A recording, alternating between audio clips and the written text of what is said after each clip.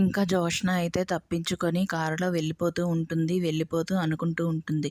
ఇంకా నన్ను ఎవరు కూడా ఆపలేరు. నేను ఈ ఎంగేజ్మెంట్ నుండి అయితే తప్పించేసుకున్నాను. రేపు ఆ దీప కార్తీక్ వచ్చి పెద్ద షాక్ అవుతారు చూడు.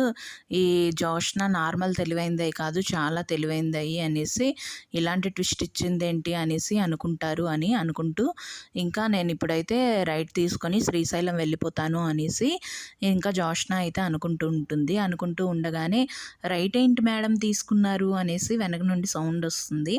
అలా రాగానే ఒక్కసారిగా జోష్న షాక్ అయిపోయి బ్యాక్కి చూస్తుంది. బ్యాక్కి చూడగానే అక్కడ కార్తీక్ అయితే ఉంటాడనమాట. ఉంటే నువ్వేంటి బావా ఈ కార్లో ఉన్నావు, నువ్వెప్పుడు ఎక్కావు అనేసి అడుగుతూ ఉంటుంది.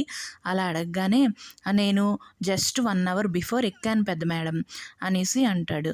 అనగానే నువ్వెందుకు ఇందులో ఉన్నావు అనంటే అతనే కాదు నేను కూడా ఉన్నాను అనేసి దీప ఏమో అంటుంది.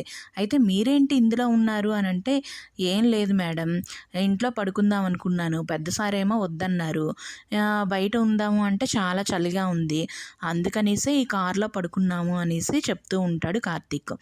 అలా అనగానే జోష్న ఇంకా షాక్ అయిపోయి మీరేంటి అసలు ఇక్కడ అని అంటే ఇంకా కార్తీక్ ఏమో అడుగుతాడు, అయినా మీరేంటి మేడం ఈ టైంలో వెళ్తున్నారు అని అంటే పెట్రోల్ కొట్టించడానికి అనేసి జోష్న ఏమో అంటుంది.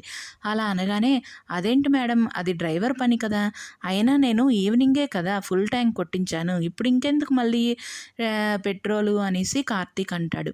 అలా అనేసరికి ఇంకా నాకు పని లేక వచ్చాను అనేసి చెప్తూ ఉంటుంది జోష్న. ఇంకా అయితే ఉండండి మీరేమీ చెప్పొద్దు, నేను పెద్దసారికి ఒకసారి కాల్ చేస్తాను, పెద్దసారే చెప్తారు అనేసి అంటాడు కార్తీక్. అనేసరికి ఇంకా వద్దులే బావా నేను ఇంటికే వెళ్తున్నాను అనేసి ఇంటికి తిప్పుతుంది అనమాట. అలా వెళ్తూ ఉండగా ఇంకా కార్తీక్ ఏమో దీప మీద పడిపోతూ ఉంటాడు, దీప ఏమో కార్తీక్ మీద పడిపోతూ ఉంటుంది. ఈ జోష్న ఏమో అది చూడలేక అంటూ ఉంటుంది, ఏంటి మీరు అసలు స్పీడ్ బ్రేకర్స్ కూడా లేవు కానీ ఎందుకు అలాగా ఒకరి మీద ఒకరు ఇదవుతున్నారు అనేసి అంటది. అలా అనగానే అదేంటి మేడం అలాగంటారు, మీరేమో అలా తిప్పారు కార్ని, నేనేమో ఇలా పడిపోయాను అనేసి కార్తీక్ అంటాడు. పర్లేదులే బావా నువ్వే కదా నాకేం దెబ్బ తగలలేదులే అనేసి దీప అంటుంది. అలా అనగానే ఇంకా అబ్బా మీ వేషాలు మాత్రం నేను చూడలేకపోతున్నాను ఉండండి అనేసి వెంటనే ఇంటికైతే కార్ తీసేస్తూ ఉంటుంది. అలా తీసేయగానే ఇంకా జోష్న అయితే కార్ దిగిపోయి వెళ్ళిపోగానే ఇంకా కార్తీక్ను దీప అయితే బయట ఉంటారనమాట. ఉండి ఇంకా దీప ఏమో అంటుంది, నువ్వు చెప్పిందే కరెక్ట్ బావా, ఇన్కేస్ మనం వెళ్ళిపోయి ఉంటే మాత్రం ఈ జోష్న అయితే తప్పించుకుండేది, తెల్లవారు ఏంటి అంటే నింద మన మీద పడేది అనేసి అంటూ ఉంటే ఈ జోష్న ఇంకా ఎక్కడికి వెళ్ళదులే, బయటికి గట్ట అయితే వెళ్ళదు, ఆల్రెడీ దొరికిపోయింది కదా, ఇంకా ఎలా ఆపుతుందో చూద్దాం కానీ అనేసి కార్తీక్ ఏమో అంటాడు. ఇంకా పారు అయితే హాల్లోన అలాగా అటు ఇటు తిరుగుతూ ఉంటుంది. అమ్మ ఇదైతే వెళ్ళిపోయింది కానీ నేను ఇప్పుడు ఎలా తప్పించుకోలో ఏంటో, వీళ్ళకి ఫస్ట్ నా మీదే అనుమానం వస్తుంది, ఆ ముసలోడికి కానీ అనుమానం వచ్చిందంటే ఫస్ట్ గన్నే తీస్తాడు, సో నేను ఎలాగైనా తప్పించుకోవాలి, నేను ఆటో ఏదో పట్టుకొని వైజాగ్ వెళ్ళిపోతాను అనేసి వెళ్ళిపోతూ ఉండగా ఇంకా జోష్న అయితే అడ్డుగా వస్తుంది. అడ్డుగా రాగానే నువ్వేంటి ఇక్కడ అనేసి అంటే ఇంకెక్కడ ఉండాలి, ఆ దీప కార్తీక్ నన్ను ఆపేశారు అనేసి అంటది. అనేసరికి వాళ్ళిద్దరూ ఇక్కడెక్కడ ఉన్నారే, వాళ్ళు ఎప్పుడో వెళ్ళిపోయారు కదా అనేసి పారు అంటుంది. అలా అనేసరికి వాళ్ళేం వెళ్ళలేదు, నా కార్లోనే ఉన్నారు అనేసి జోష్న అనేసరికి ఇంకా వాళ్ళు నీ కార్లో ఏం చేస్తున్నారే అంటే వాళ్ళకి ప్లేస్ ఎక్కడా లేదట, అందుకని కార్లో పడుకున్నారు అనేసి జోష్న అంటుంది. అయినా వాళ్ళు ఏంటి అంత అసహ్యంగా సరసాలు గట్ట ఆడుకుంటున్నారు అనేసి అంటది. అనేసరికి ఇంకా పారు ఏమంటది, అయినా కార్లో సరసాలు ఆడుకోవడం ఏంటే, కావాలంటే ఏదో ఒక బెడ్రూమ్ యూజ్ చేసుకోవచ్చు కదా అనేసి పారు అంటుంది. అలా అనగానే ఇంకా జోష్నకి మండిపోతుంది అనమాట.